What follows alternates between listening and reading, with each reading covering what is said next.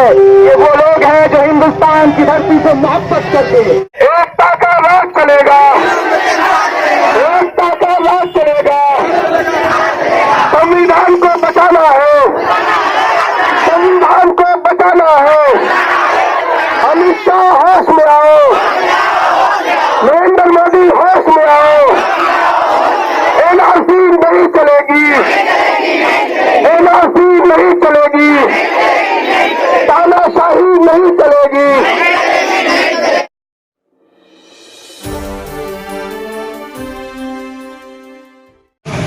आप देख रहे हैं सदाए हक न्यूज़। किशनगंज के विभिन्न क्षेत्रों में एनआरसी और सीएबी के विरोध में प्रदर्शनों का सिलसिला जारी। छत्तरगाछ की जनता सड़क पर उतरी। राष्ट्रीय उलमा काउंसिल ने मोदी और नीतीश सरकार को घेरा। बिल का नुकसान बताकर डीएम को दिया ज्ञापन। नागरिकता संशोधन विधेयक के राज्यसभा से पास होने के बाद एनआरसी और सीएबी के विरोध में पूरा देश सड़कों पर उतर गया है। देश भर में लगातार विरोध प्रदर्शन हो रहे हैं। कई राज्यों में स्थिति आपे से बाहर हो चुकी है, लेकिन इसके बावजूद सरकार के सर पर जूं नहीं रहती।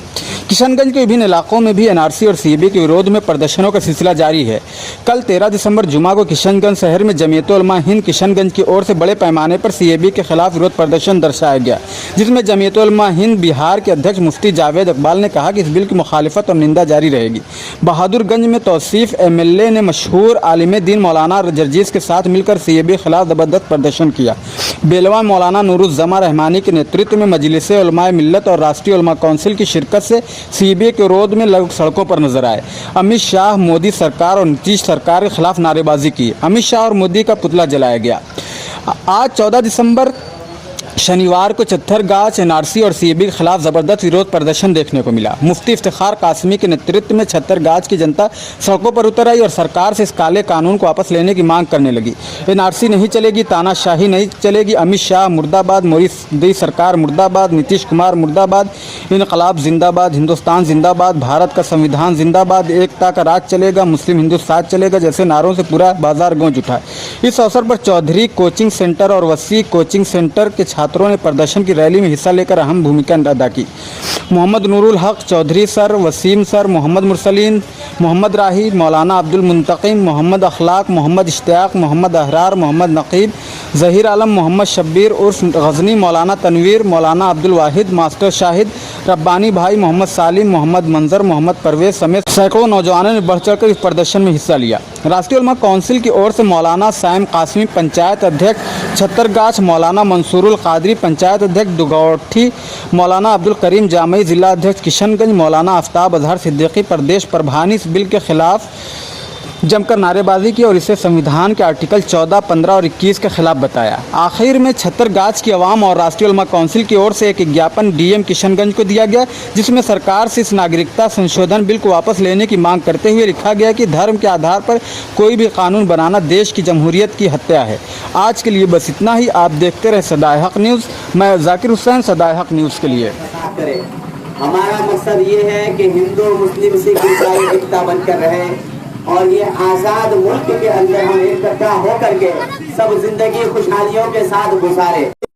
मुसलमान बहुत है, इनकलाब जिंदाबाद, इनकलाब जिंदाबाद के खिलाफ लाया गया है।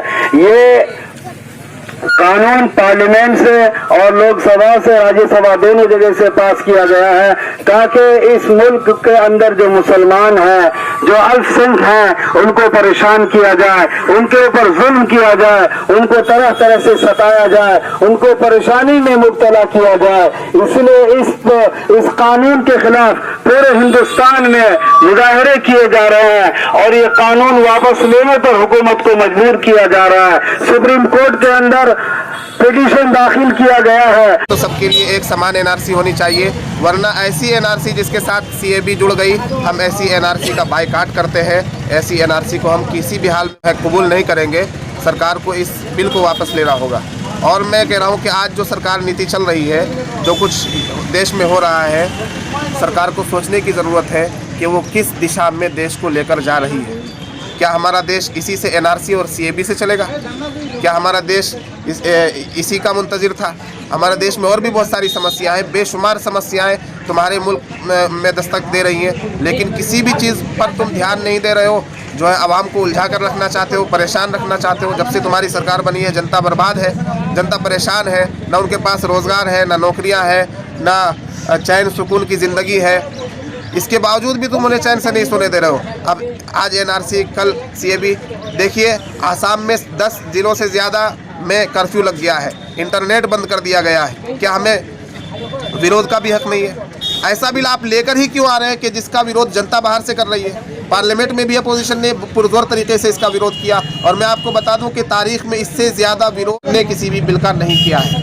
अच्छा, आप एक बात ये बताएं कि सीएबी के आने से मुसलमानों में डर का माहौल है, इसको आप किस नज़र से देखते हैं? मुसलमानों को डराने के लिए ही ये बिल लाया गया है। मुसलमानों में क्या, ये तो एक कहने के लिए बात है कि आज मुसलमानों में डर है, कल यही डर दलितों में बिठाया जाएगा, परसों यही डर आदिवासियों में बिठाया जाएगा, तरसों यही डर सिखों में बिठाया जाएगा। आहिस्ता आहिस्ता ये मोदी सरकार अल्पसंख्यकों को डरा डरा कर इस मुल्क के दूसरे नंबर का शहरी बनाना चाह रही है। इसलिए हम पुरजोर तरीके से इस बिल का विरोध कर रहे हैं। मुसलमान डरे हुए हैं, बिल्कुल डरे हुए हैं। एनआरसी से तो डरे हुए, इससे अब जब सीएबी आ गया है तो इससे डबल डर पैदा हो गया है मुसलमानों के अंदर। तो डरा कर ये सरकार नहीं चलेगी। हम इस देश के नागरिक हैं, हम वोटर हैं, हम मालिक हैं। हम वोट देकर तुम्हें कुर्सी पर बिठाते हैं, तुम्हें हमारी ज़िंदगी का फैसला करने की ज़रूरत नहीं है। हम इस देश के बाशिंदे थे, हमेशा इसी देश में रहेंगे, इसी देश में जिएंगे, इसी देश में मरेंगे। बीजेपी जो है विकास के मामले में फेल हो चुकी है, लेकिन विनाश के मामले में नंबर 1 पे है। इसको आप किस नज़र से देख रहे हैं?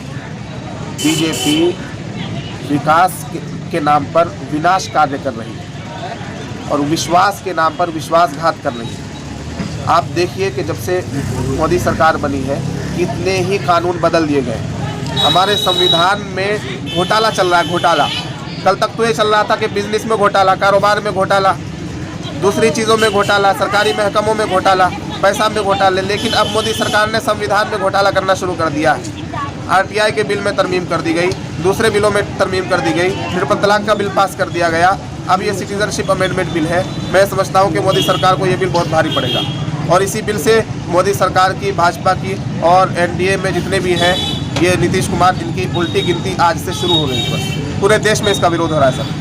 बहुत बहुत शुक्रिया आपका। मैं चाहता हूं आपकी आवाज़ जो है सरकार के कानों तक पहुंचे और वो इस बिल में सुधार करने की ज़रा सी भी कोशिश करें। शुक्रिया जनाब। दोस्तों, एक टाइम था जहाँ मुसलमानों की लाशें दरख्तों की पत्तियों, दरख्तों के टहनियों में लटकाई गई थी। क्यों? आखिर खून का दरिया क्यों बहा था? इस हिंदुस्तान को आजाद करने के लिए हमने अपने तन मन धन की बाजी लगाई, अपनी जानों की कुर्बानी की, अपना खून बहाया, और फिर हम ही से पूछा जा रहा है कि तुम कहाँ के रहने वाले हो। दोस्तों, ये सीएबी को और एनआरसी को हम तमाम मिलकर 3 तलाकें देते हैं। जरूरत नहीं है इसको, इसकी मेरे मोहतरम बुजुर्गों को 3 तलाक देते हैं, इसकी कोई इज्जत नहीं। और मैं तो ये कहता हूँ दोस्तों, हमारे साथ हमेशा इस वकीलापन अपनाया जाए।